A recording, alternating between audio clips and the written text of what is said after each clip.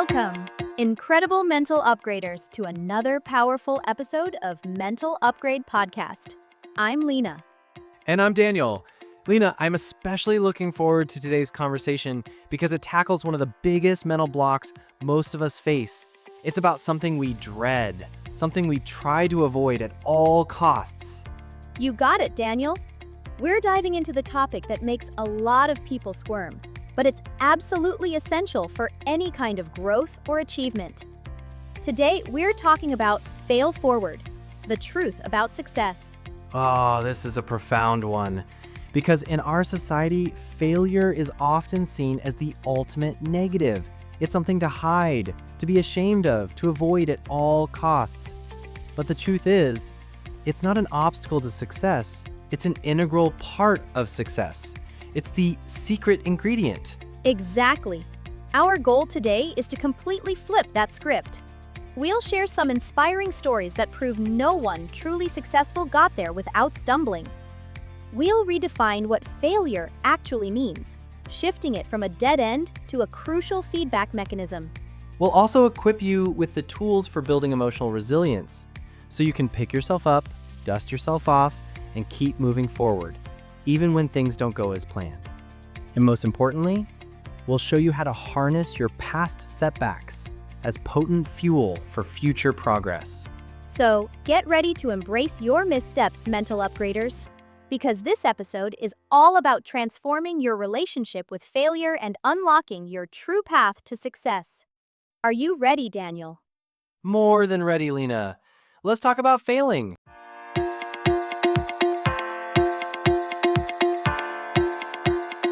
Lina, let's just cut to the chase and state a fundamental truth.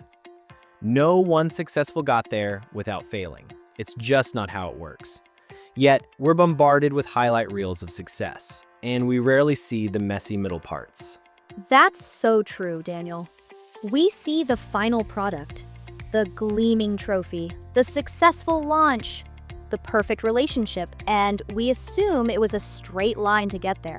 But behind every triumphant story are countless attempts, missteps, and outright faceplants. Let's share some brief stories of failure before success. Absolutely. Let's start with someone iconic, Michael Jordan. Widely considered the greatest basketball player of all time, right?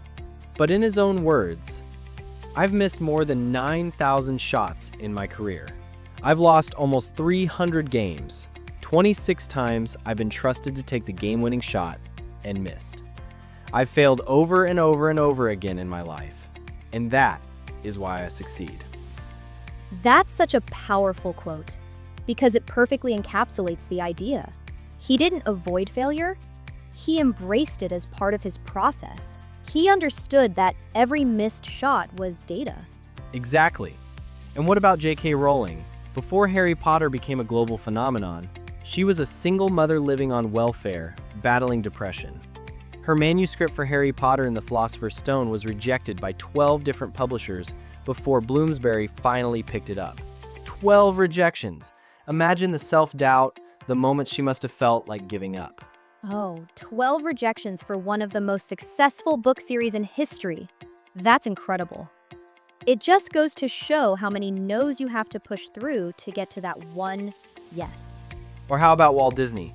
Before building an empire, he was fired from a newspaper for lacking imagination and having no good ideas.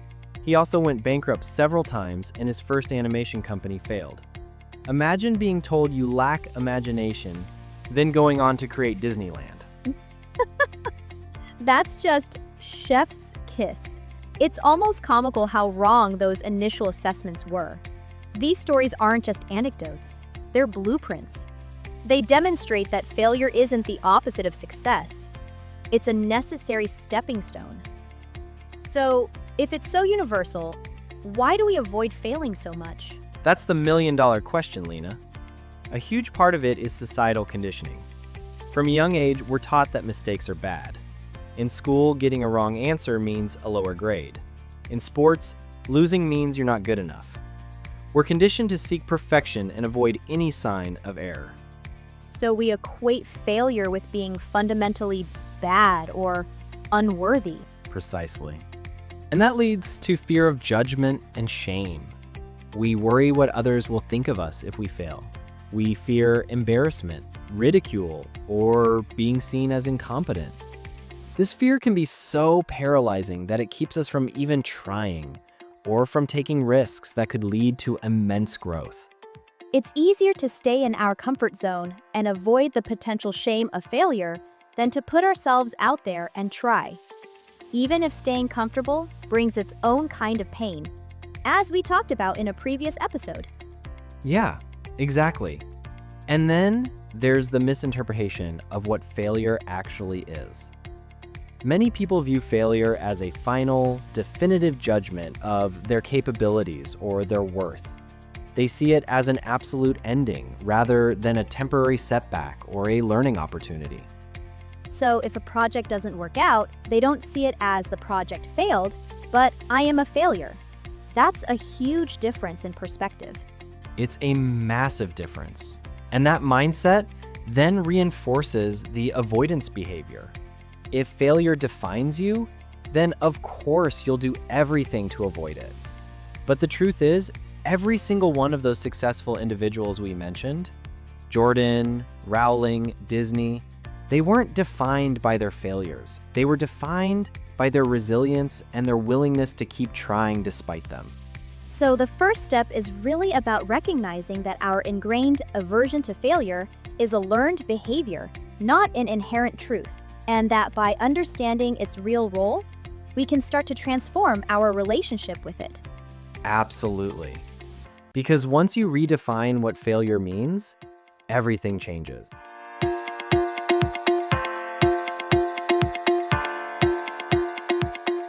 Daniel, that's the perfect segue. We've just talked about why we fear failure. Now, let's radically shift our perspective. It's time for redefining failure. Because the common understanding of failure is precisely what holds most people back. Yeah, Lina, this is perhaps the most crucial mindset shift we can offer today. Failing is not failing. It's a subtle but profound difference. The first is an event. The second is an identity. So you're saying that the act of failing at something, a project, a diet, a business venture, is an outcome, not a definition of who you are. Precisely. Failing is what happens when an attempt doesn't yield the desired result. It's a data point. It's feedback. Fracassar, or becoming a failure, is an identity you adopt, where you internalize the setback and let it define your worth or capabilities. One is a verb, the other is a noun. You fail at something, you don't become a failure. That's such a powerful distinction. It means the event doesn't have to dictate your entire self-worth. So if a new business idea doesn't take off, you failed to launch that specific business successfully, but you are not a failure as an entrepreneur or as a person. Exactly. You simply gathered information. And this leads us to the core truth.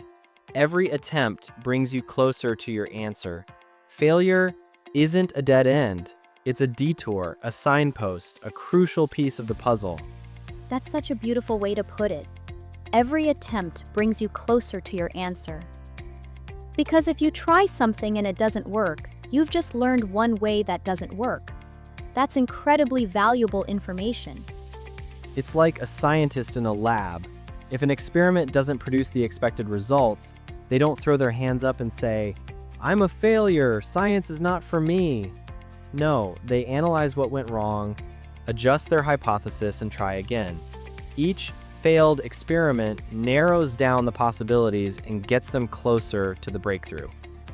So instead of thinking I failed, we should be thinking I learned. Absolutely. Every single failure offers a lesson. What didn't work? Why didn't it work? What assumptions did I make that were incorrect? What could I do differently next time? These questions turn setbacks into insights. And this perspective shift is essential for maintaining momentum. If you view every setback as a learning opportunity, you're more likely to keep going, to iterate, to refine your approach, rather than giving up in despair. Think about Edison and the light bulb. He didn't fail thousands of times.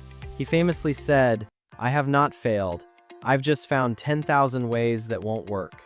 He wasn't seeing rejection, he was seeing data. Each attempt, whether it resulted in a working light bulb or not, brought him closer to the answer. So the perceived failure is actually progress. It's a necessary part of the journey of discovery. Exactly. And this applies to anything in life, not just inventions. Learning a new skill, every mistake is a chance to refine your technique. Building a relationship, every misunderstanding is an opportunity to improve communication. Starting a new habit, every slip-up reveals a trigger to manage. So the next time something doesn't go as planned, instead of shrinking back in shame or defeat, embrace it. See it as a crucial piece of feedback. Ask yourself, what is this trying to teach me? That's the power of this redefinition. It liberates you from the fear of trying. Because if there's no such thing as permanent failure, only temporary setbacks and learning opportunities, then what's truly stopping you from taking that next step? Nothing. So go out there, attempt, learn, and iterate. Because every single attempt, regardless of its immediate outcome, is bringing you closer to your answer, closer to your breakthrough.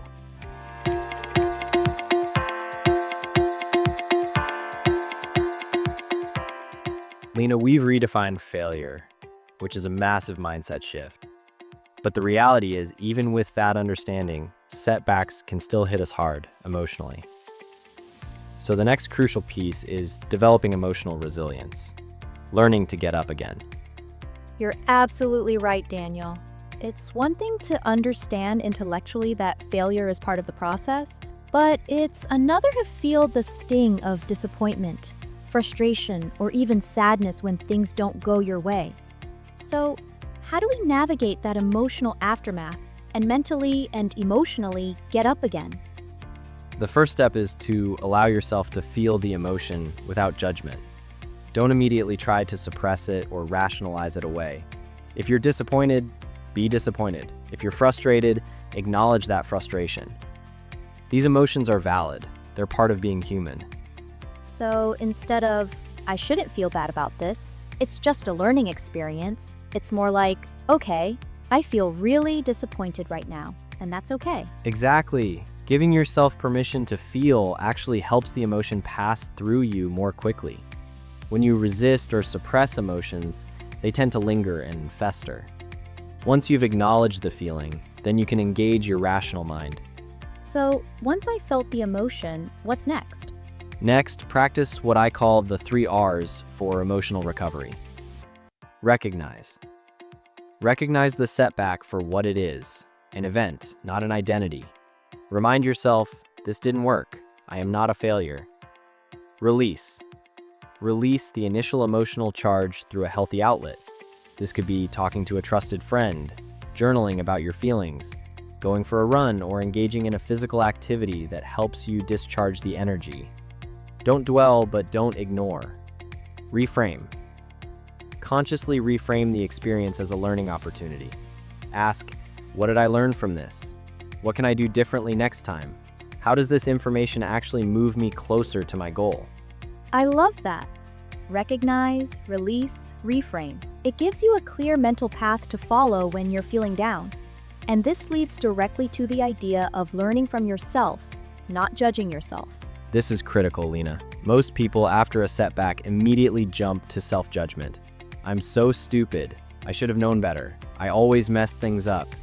That judgmental voice is corrosive. It paralyzes you. It makes you afraid to try again because you anticipate the self-punishment. Exactly. Instead of judgment, adopt the mindset of a curious scientist.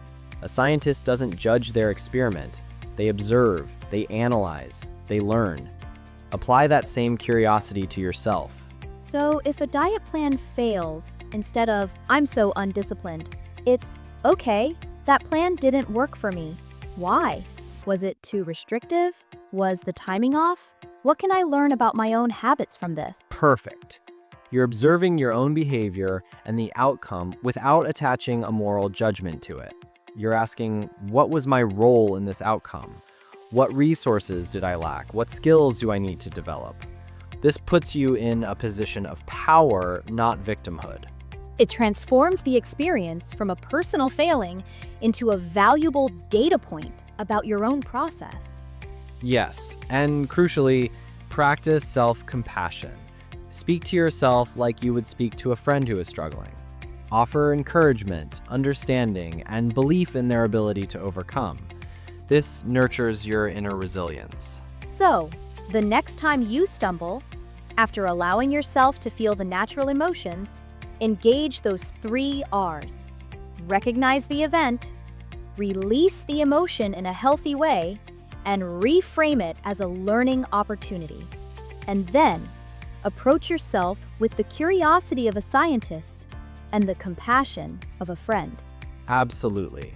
Because the ability to get up again, to learn, and to keep moving forward is the ultimate superpower on the path to any significant achievement. It's the core of emotional resilience.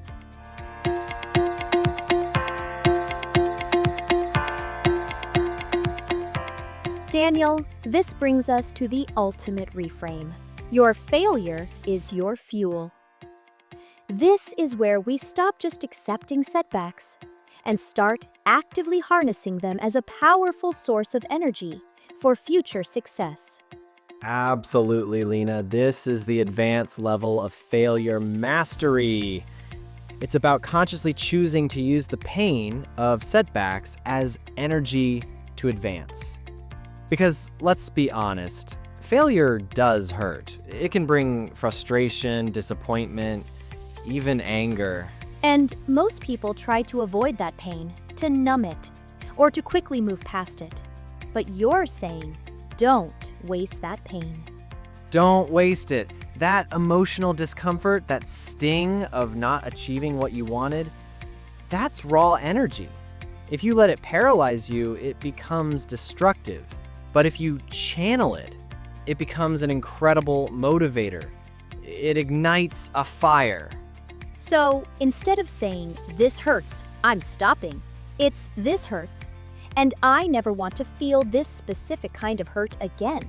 So I'm going to work even harder and smarter. Exactly. It's the pain of regret or the pain of unfulfilled potential that can become the most potent motivator. Think about an athlete who loses a big game. That pain of defeat doesn't make them quit. For the truly great ones, it makes them train harder, analyze their weaknesses more deeply, and come back stronger next season. They turn the pain into purpose. So it's about transforming that negative emotion into a positive drive. And it requires a conscious choice to do that. It absolutely does. It's a mental alchemy.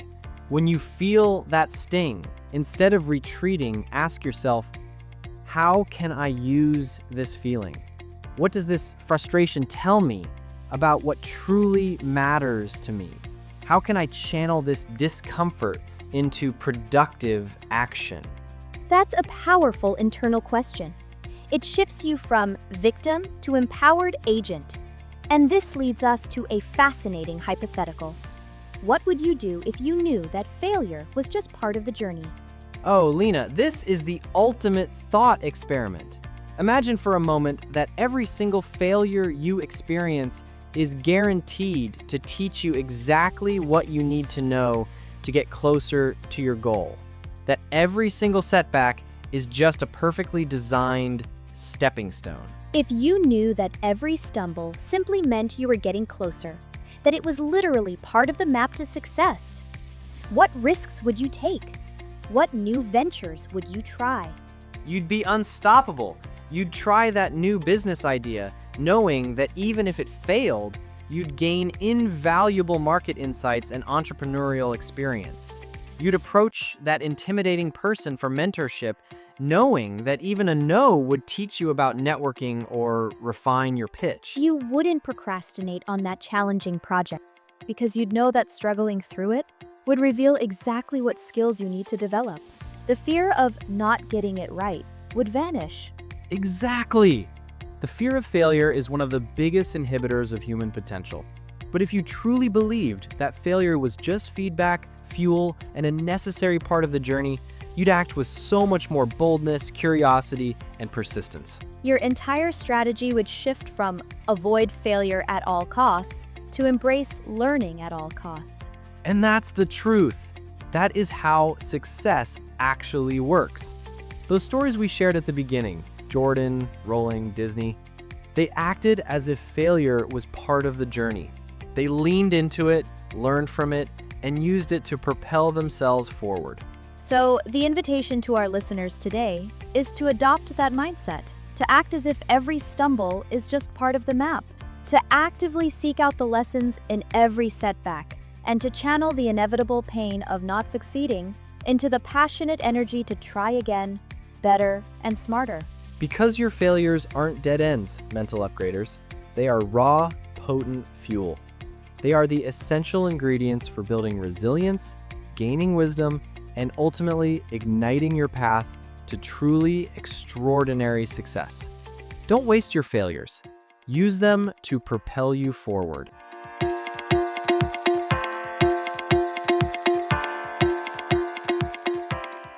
Lina, what a liberating, empowering episode. We've truly dismantled the conventional view of failure and reframed it as an indispensable ally on the path to success. We really have, Daniel. We started by emphasizing the undeniable truth. No one successful got there without failing, illustrating it with powerful examples that show failure is not an anomaly, but a universal component of achievement. We then radically shifted our definition, proving that failing is not being a failure, but rather a powerful form of feedback that brings you closer to your ultimate answer. And we equipped our listeners with the tools for emotional resilience, teaching them how to process setbacks without judgment, allowing themselves to feel, release, and reframe those experiences to get back up, stronger than before. Finally, we challenged everyone to see their failures as their fuel, transforming pain into powerful motivation and inviting them to operate with the understanding that every setback is truly just part of the journey to success. Remember, the path to your greatest achievements is paved not just with successes, but with every single attempt, every stumble, every lesson learned. Embrace it, learn from it, and use it to propel you forward. Your courage to fail, to learn, and to keep going is your ultimate superpower. It's how you build an unshakable confidence and ultimately reach your highest potential. We are so passionate about helping you redefine your relationship with challenges and truly upgrade your mental operating system. And your engagement truly makes this podcast community special. So, if today's conversation resonated deeply with you, if you feel ready to embrace your setbacks as stepping stones, please do us a huge favor. Hit that like button right now. It helps us understand what content truly empowers you, and it helps more people discover our message. And if you haven't already, please subscribe to the Mental Upgrade podcast channel so you never miss an episode. We have so much more planned to help you on your journey. And please share this episode with anyone you know who might be struggling with a setback or who needs a powerful reminder that failure is truly just fuel for their success. Let's spread this message of resilience and growth far and wide. We also absolutely love hearing from you. In the comments below, tell us, what's one past failure that you can now reframe as a valuable lesson or fuel for your journey? Or what's a risk you're now willing to take because you understand that failure is part of the path? Your insights and commitments inspire us and the entire Mental Upgrade community. Thank you for being such an active and engaged part of our family. We'll be back soon with another powerful conversation to help you continue upgrading your mind and transforming your life. Until then, keep failing forward. See you next time, Mental Upgraders.